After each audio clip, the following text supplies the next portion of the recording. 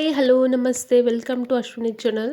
ನಾನಿವತ್ತು ಮಾಡ್ತಾಯಿದ್ದೀನಿ ಸಂಕ್ರಾಂತಿ ಹಬ್ಬದ ಸ್ಪೆಷಲ್ಲು ಬಜ್ಜಿ ಪಲ್ಯ. ನಮ್ಮ ಉತ್ತರ ಕರ್ನಾಟಕದಲ್ಲಿ ಇದು ತುಂಬ ಫೇಮಸ್ಸು.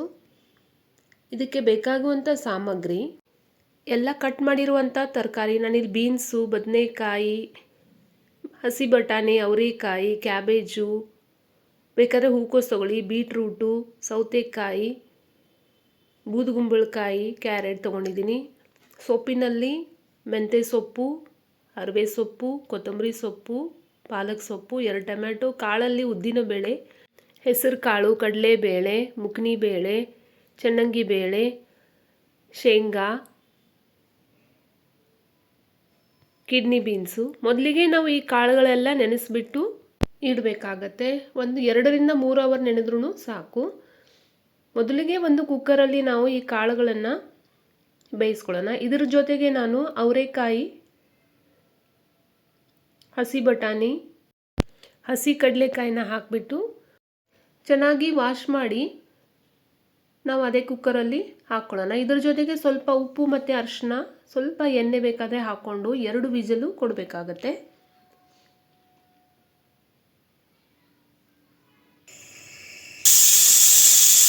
ಎರಡು ವಿಸಿಲ್ ಆದಮೇಲೆ ಸ್ಟವ್ನ ಆಫ್ ಮಾಡಿಬಿಟ್ಟು ಅದರೊಳಗೆ ನಾವು ತರಕಾರಿನ ಹಾಕ್ಕೊಳ್ಳೋಣ. ಕ್ಯಾರೆಟು, ಸೌತೆಕಾಯಿ, ಬೀನ್ಸು, ಹೂಕೋಸು, ಎಲೆಕೋಸು ಇದೆಲ್ಲ ಚೆನ್ನಾಗಿ ವಾಶ್ ಮಾಡಿಬಿಟ್ಟು ಇದು ಕೂಡ ನಾವು ಅದರೊಳಗೆ ಹಾಕ್ಕೊಳ್ಳೋಣ. ಹಸಿಮೆಣಸಿನ್ಕಾಯಿ ಕೂಡ ಇದರಲ್ಲೇ ಹಾಕಿಬಿಟ್ಟು ನಾವು ಕುದಿಸ್ಬೇಕಾಗತ್ತೆ.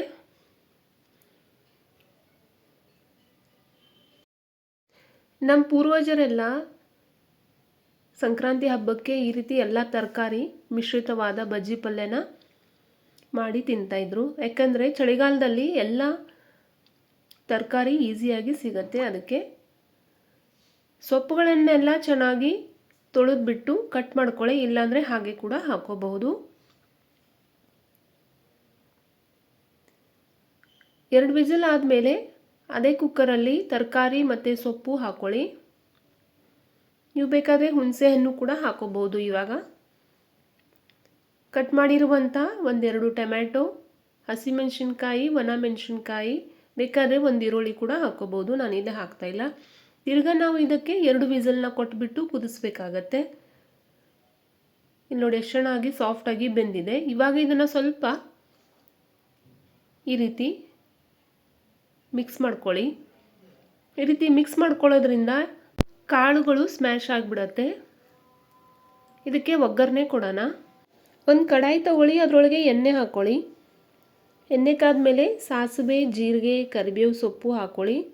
ನೀವು ಹಿಂಗೆ ಬೇಕಾದರೆ ಇವಾಗಲೇ ಹಾಕ್ಕೋಬೋದು. ನಾನು ಹಿಂಗನ್ನ ಆಮೇಲೆ ಹಾಕ್ತಾಯಿದ್ದೀನಿ. ಕಟ್ ಮಾಡಿರುವಂಥ ಈರುಳ್ಳಿ ಹಾಕ್ಕೊಳ್ಳಿ. ನಾನು ಹಾಕ್ತಾಯಿಲ್ಲ. ಬೆಳ್ಳುಳ್ಳಿ, ಅರಿಶಿನ, ಧನಿಯಾ ಪುಡಿ, ಸಾಂಬಾರು ಪುಡಿ,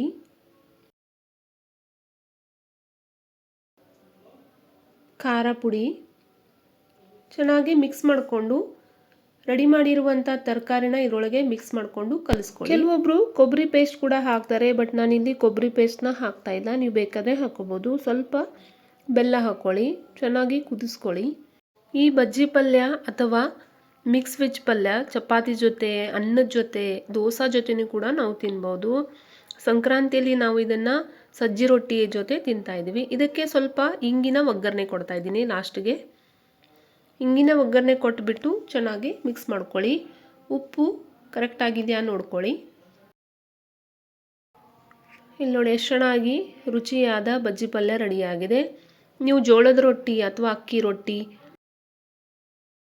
ಜೊತೆ ತಿನ್ಬೋದು. ಇಲ್ಲಿ ನೋಡಿ ನಮ್ಮ ಸಂಕ್ರಾಂತಿ ಹಬ್ಬದ ಸ್ಪೆಷಲು ಸಜ್ಜಿ ರೊಟ್ಟಿ, ಶೇಂಗಾ ಹೋಳಿಗೆ, ಮೊಸರನ್ನ, ಚಟ್ನಿಗಳು, ಎಳ್ಳು ಇದೆಲ್ಲ ರೆಡಿಯಾಗಿದೆ.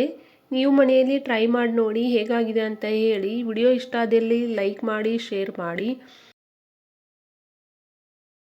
ಎಲ್ಲ ಥರದ ಚಟ್ನಿ ಪುಡಿಗಳು, ಸಜ್ಜಿ ರೊಟ್ಟಿ, ಶೇಂಗಾ ಹೋಳಿಗೆ ನನ್ನ ಯೂಟ್ಯೂಬ್ ಚಾನಲಲ್ಲಿ ಅಪ್ಲೋಡ್ ಇದೆ. ನೀವು ಅದು ಕೂಡ ವೀಕ್ಷಿಸಬಹುದು. ರುಚಿ ರುಚಿ ಅಡುಗೆ ಮಾಡ್ತಾಯಿರಿ, ತಿಂತಾಯಿರಿ, ತಿನ್ನಿಸ್ತಾಯಿರಿ, ಹೆಲ್ದಿಯಾಗಿರಿ. ನನ್ನ ಯೂಟ್ಯೂಬ್ ಚಾನಲ್ನ ಸಬ್ಸ್ಕ್ರೈಬ್ ಮಾಡಿಲ್ಲ ಅಂದರೆ ಸಬ್ಸ್ಕ್ರೈಬ್ ಮಾಡ್ಕೊಳ್ಳಿ.